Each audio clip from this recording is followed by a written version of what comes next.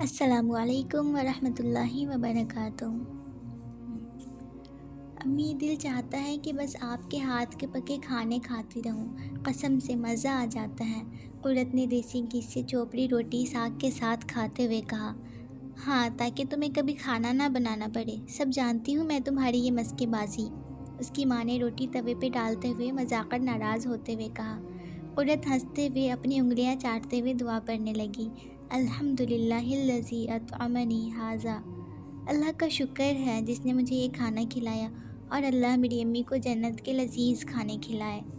قرت نے مسکراتے ہوئے اپنی ماں کی طرف دیکھتے ہوئے کہا، جو ایک دم خوش ہوتے ہوئے آمین آمین کہہ رہی تھی۔ اچانک ساتھ پڑا ہوا فون بجا۔ قرت نے اپنی رنگ ٹون کے طور پر قرآن کے متعلق عربی نشید لگائی ہوئی تھی، جو کہ میوزک سے بالکل پاک تھی۔ نور فی الظلمات، میرے اندھیروں میں نور، انسی فی خلواتی، میری تنہائیوں میں انسیت کا ذریعہ۔ وہ اپنے اعضاء کی حتی امکان حفاظت کرتی تھی، خصوصاً میوزک سے۔ اس کے خالق نے جو چیز حرام کر دی ہو تو وہ مخلوق ہو کر کیسے اسے اپنے لیے حلال کر سکتی تھی؟ حتیٰ کہ موبائل ٹون کا میوزک بھی ختم کر دیا تھا کہ کہیں اس کے دل پر سیاہ دھبا نہ لگ جائے، کہیں اس کے دل کا نور نہ بجھ جائے، کہیں اس کا دل سخت نہ ہو جائے، یا کہیں اس سے اس کا رب ناراض نہ ہو جائے، کہیں اس کے دل میں منافقت نہ جنم لے لے، کیونکہ موسیقی دل میں نفاق پیدا کرتی ہے۔ اسے منافقت سے ڈر لگتا تھا، منافقین کے انجام، جہنم کے سب سے نچلے گڑھے سے ڈر لگتا تھا۔ وہ اپنے رب کی رضا کی خواہاں، اپنے آپ کو ان گناہوں سے بچا بچا کر رکھتی تھی۔ یہ فاطمہ کا فون تھا۔ امی، فاطمہ کا فون ہے، یہ کہتے ہوئے وہ فون اٹھا کر کمرے میں چلی گئی۔ اچھا گڑیا، صبر کرو، کوئی بات نہیں، اس میں بھی کوئی حکمت ہوگی۔ قرت، اس میں کیا حکمت ہو سکتی ہے؟ ماما نے مجھے اتنا ڈانٹا، وہ کہہ رہی تھی کہ وہ بابا کو کال کر کے بتائیں گی کہ ان کی بیٹی یونیورسٹی میں کیا گل کھلا رہی ہیں، بابا کینیڈا میں بیٹھے مجھ سے کتنے خفا ہوں گے۔ قرت کے سمجھانے پر فاطمہ اب اپنے آنسو روک نہیں پا رہی تھی۔ آج اس کا دل بہت ٹوٹا ہوا تھا، اس کی ماما نے اس کی بہت زیادہ بے عزتی کی تھی۔ قرت، میں نے ماما کو بتایا بھی تھا کہ میں یہ سب ختم کرنے جا رہی ہوں، میں اس دلدل سے نکلنا چاہتی ہوں، انہیں سمجھنا چاہیے تھا نا۔ فاطمہ، اگر تم یہ سب پہلے نہ چھپاتی تو آج یہ نوبت ہی نہ آتی، قرت نے رنجیدہ ہوتے ہوئے کہا۔ قرت، تم بھی مجھے الزام دے رہی ہو، تم جانتی ہو میں واقعی خود کو بدلنا چاہتی ہوں۔ فاطمہ کو قرت سے اس بات کی توقع بالکل نہیں تھی۔ قرت کی یہ بات کافی حد تک درست بھی تھی، مگر شاید اس نے غلط موقع پر کہہ دیا تھا، جس پر اب وہ دل ہی دل میں پچھتا بھی رہی تھی۔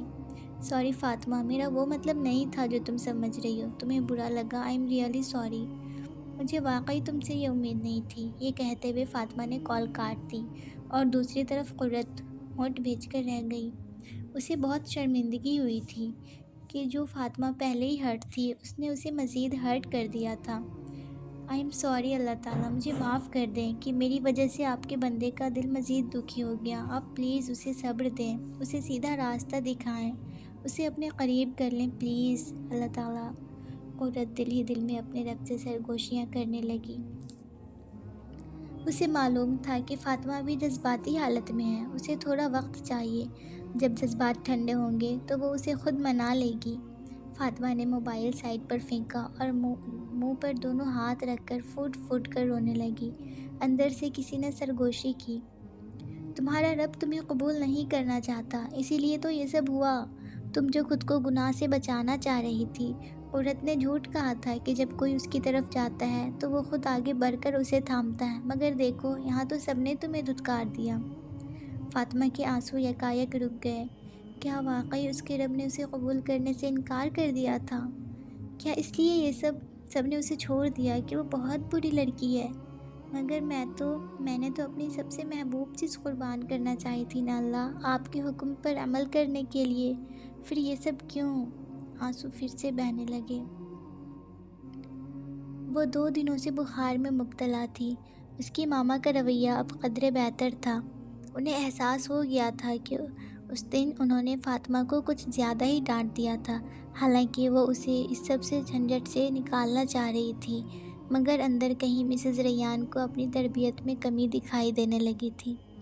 فاطمہ بیٹا، یہ سوپ پی لو، کچھ انرجی آئے گی تو پھر چل پھر سکو گی۔ فاطمہ بیڈ پر موٹے کمبل میں لپٹی بخار سے تپ رہی تھی۔ ماما پلیز، میرا بالکل موڈ نہیں ہے، میں سونا چاہتی ہوں۔ یہ کہتے ہوئے فاطمہ نے مسز ریان کی طرف سے کروٹ بدل لی۔ جب بھی مسز ریان اس کے کمرے میں آتی اور کچھ بات چیت کرتی، وہ ہر تھوڑی دیر بعد یہی کہتی۔ وہ بہت کمزور ہو رہی تھی، اس کی آنکھیں بھی سوجی ہوئی تھیں۔ مسز ریان سمجھ نہیں پا رہی تھی کہ یہ زیادہ سونے کی وجہ سے ہے یا پھر وہ روتی رہی ہے۔ وہ خاموشی سے بس اسے دیکھتی رہتی۔ اوکے بیٹا، آپ ریسٹ کرو، کسی چیز کی ضرورت ہو تو مجھے بلا لینا، میں نیچے لاؤنج میں ہی ہوں۔ یہ کہہ کر مسز ریان آرام سے کمرے کا دروازہ بند کرتے ہوئے چلی گئیں۔ ان کے جانے کے بعد وہ سیدھی ہو کر چھت کی طرف ٹکٹکی باندھ کر دیکھنے لگی۔ آنسوؤں نے پھر سے اس کی آنکھوں کو گرما دیا۔ کچھ تھا جو اس کے دل کو بے چین کر رہا تھا، سفیان کی یاد یا کچھ اور، وہ سمجھ نہیں پا رہی تھی۔ اس کی کیفیت میں اس کا سانس لینا محال ہو رہا تھا۔ وہ 2 دن سے یونیورسٹی نہ گئی تھی، نہ اس نے اپنا موبائل آن کیا تھا۔ وہ فی الحال کسی سے رابطہ نہیں کرنا چاہتی تھی، نہ جانے کیوں۔ اس وقت رات کے 8 بج رہے تھے۔ روتے روتے اس کی آنکھ لگ گئی۔ آسمان سے لٹکتی وہ مضبوط رسی نیچے فضا میں معلق تھی۔ وہ خود ایک گہری کھائی میں کھڑی تھی جس کے کنارے بہت بلند تھے۔ وہ اس گپ اندھیرے میں کھائی میں صرف کنارے ہی دیکھ پا رہی تھی۔ رسی کا لٹکتا ہوا سرا اس کے قد سے کچھ بلند تھا۔ وہ بار بار اچھل کر اس کو پکڑنے کی کوشش کر رہی تھی۔ اس کے پاس اس کھائی سے نکلنے کا اور کوئی راستہ نہ تھا۔ اسے اس وحشت زدہ ماحول سے نکلنا تھا۔ اس کا دل بہت گھبرا رہا تھا۔ آس پاس سے بہت سی ڈراؤنی آوازیں آ رہی تھیں۔ اسے جلد از جلد خود کو بچانا تھا۔ اچانک اس کی نظر پاس پڑے ایک چمکتے ہوئے پتھر پر پڑی۔ وہ فوراً سے اس بھاری پتھر کو مشقت سے اٹھا کر لائی اور اس پر چڑھ کر رسی کو تھام لی۔ رسی کو تھامنے کے بعد اسے اندازہ ہو گیا کہ اس کا دوسرا حصہ بہت مضبوطی کے ساتھ آسمان سے جڑا ہوا ہے۔ اسے قدرے حوصلہ ہوا اور وہ اپنی پوری قوت لگا کر رسی کے ذریعے اوپر جانے لگی۔ کچھ دیر میں اسے احساس بھی نہ ہوا کہ وہ کھائی سے کب نکل چکی ہے۔ اس نے نیچے دیکھا، مگر یہ کیا، نیچے تو اب کچھ بھی نظر نہیں آ رہا تھا، صرف گھپ اندھیرا تھا۔ ایک دم سے اس کا دل ڈوبا کہ اگر اس کے ہاتھ سے رسی چھوٹ گئی تو وہ نہیں بچے گی۔ اس کا سانس پھول چکا تھا، ہاتھوں میں درد سے ٹیسیں اٹھ رہی تھی، جسم پسینے سے شرابور تھا، دھڑکن بھی غیر معمولی تھی۔ آس پاس چمگادڑیں گھوم رہی تھیں، ان کی آوازیں اسے اور ڈرا رہی تھیں۔ اس نے نظر اٹھا کر اوپر آسمان کی طرف دیکھا جہاں سے رسی لٹک رہی تھی۔ آسمان سفید رنگ کا تھا، عجیب منظر تھا، نیچے ہر طرف گھپ اندھیرا اور اوپر سفید آسمان۔ جیسے جیسے وہ زور لگا کر اوپر کی طرف کھسک رہی تھی، ویسے ویسے آسمان پر 2 چمکدار الفاظ نمودار ہوتے جا رہے تھے۔ ابھی وہ اتنے دھندلے تھے کہ صحیح سے پڑھے نہیں جا رہے تھے۔ اس نے اپنی پوری طاقت جمع کی اور رسی کو تھامتے ہوئے مزید اوپر کی طرف ہوئی۔ الفاظ کچھ واضح ہونے لگے، یہ شاید عربی کے الفاظ تھے یا شاید قرآن کے۔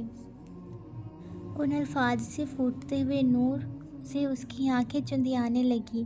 اس نے غور کرتے ہوئے پڑھنا چاہا، مگر کچھ سمجھ نہیں آیا۔ کچھ تھا ان الفاظ کے اندر جو اسے اپنی طرف کھینچ رہا تھا، اس کا دل، اس کی روح، یا پتہ نہیں جو بھی تھا، مگر ان الفاظ کو دیکھ کر اسے عجیب سا حوصلہ ہو رہا تھا۔ کیا لکھا ہوگا؟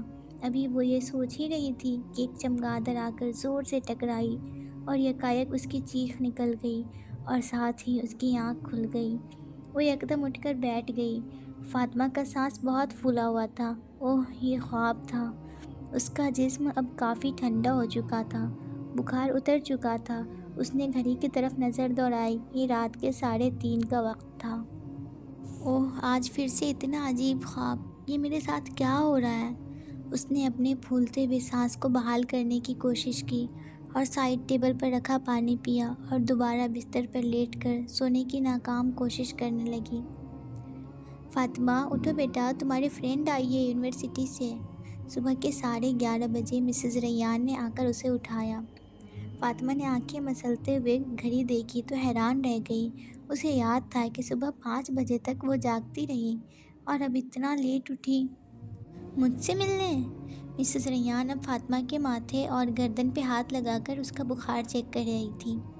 شکر اب کافی کم ہو گیا ہے بخار۔ ہاں تم سے ملنے آئی ہیں، شاید تمہارا موبائل آف ہے تو رابطہ نہ ہونے کی وجہ سے پریشان ہو کر ادھر ملنے آئی ہے۔ جی ماما علینا ہوگی، آپ اسے یہاں لے آئیں، میں فریش ہو جاؤں تب تک۔ یہ کہتے ہوئے فاطمہ واش روم میں چلی گئی۔ فریش ہو کر جب وہ روم میں آئی تو سیاہ عبایا اور اسکارف میں وہ پیٹھ پھیرے بیٹھی کچھ پڑھنے میں مصروف تھی۔ قرت تم؟ السلام علیکم ورحمۃ اللہ، کیسی ہو فاطمہ؟ کتنی کمزور ہو گئی ہو 2 دنوں میں۔ فاطمہ کی آواز سنتے ہی قرت نے مڑ کر دیکھا اور اس کی طرف لپک کر اسے گلے لگا لیا۔ میں اتنی پریشان ہو گئی تھی، تم نے نمبر بھی آف کر رکھا تھا، یونیورسٹی سے بھی آف، سب خیریت ہے نا؟ اب وہ اس سے جدا ہوتے ہوئے پوچھ رہی تھی۔ فاطمہ کو کچھ سمجھ نہیں آیا کہ وہ کیا کہے۔ اسے کچھ شرمندگی بھی تھی کہ لاسٹ ٹائم اس نے قرت سے کیسے بات کی تھی، کیسے غصے میں اس کا فون کاٹ دیا تھا۔ ہاں بس طبیعت کچھ ٹھیک نہیں تھی، فاطمہ نے نظریں چراتے ہوئے کہا۔ وہ نہیں چاہتی تھی کہ قرت کو اس کے دل میں اٹھنے والے شرمندگی کے جذبات کی ہوا لگے۔ اسے اپنی انا بہت پیاری تھی۔ ادھر بیٹھو، مجھے بتاؤ کیا مسئلہ ہے؟ قرت اسے بیڈ پہ بٹھاتے ہوئے خود گھٹنوں کے بل اس کے آگے بیٹھ گئی۔ وہ اس کی آنکھوں میں جھانکنا چاہ رہی تھی مگر فاطمہ مسلسل اس سے نظریں ملانے سے گریز کر رہی تھی۔ فاطمہ ادھر میری طرف دیکھو اور مجھے بتاؤ کیا چیز تمہیں ڈسٹرب کر رہی ہے؟ تم مجھ سے اپنے جذبات چھپانے کی کوشش کرو تو مجھے معلوم ہو جاتا ہے کہ کوئی تو بات ہے۔ اس نے فاطمہ کی ٹھوڑی کے نیچے انگلیاں رکھ کر اس کا چہرہ اپنی طرف کرتے ہوئے پوچھا۔ کتنے پیارے اور انمول ہوتے ہیں نا ایسے لوگ جن کا آپ سے کوئی خونی رشتہ نہیں ہوتا، مگر وہ آپ کے کچھ کہے بغیر، آپ کے چہرے کے بدلتے رنگ سے، آپ کی آنکھوں میں ٹھہری نمی سے، آپ کی مسکراہٹ میں چھپے پھیکے پن سے آپ کے دل کا حال پہچان لیتے ہیں۔ یہ محبت ہی تو ہوتی ہے نا جو دل کو دل سے جوڑ دیتی ہے، کہ سامنے والے کے وجود سے نکلنے والی لہریں آپ کو بتا دیتی ہیں کہ کچھ تو گڑبڑ ہے۔ فاطمہ خوش قسمت تھی کہ اللہ نے اسے اتنی پیاری بندی دی تھی۔ ایک لمحے کے لیے اسے اللہ پر بہت پیار آیا کہ بن مانگے اسے قرت جیسی دوست دی۔ اس کی آنکھوں سے آنسو نکلے اور گال پر پھسل گئے۔ اوہ فاطمہ پلیز کچھ تو بتاؤ۔ اس کے آنسو دیکھتے ہی قرت نے جھٹ سے اسے گلے سے لگا لیا۔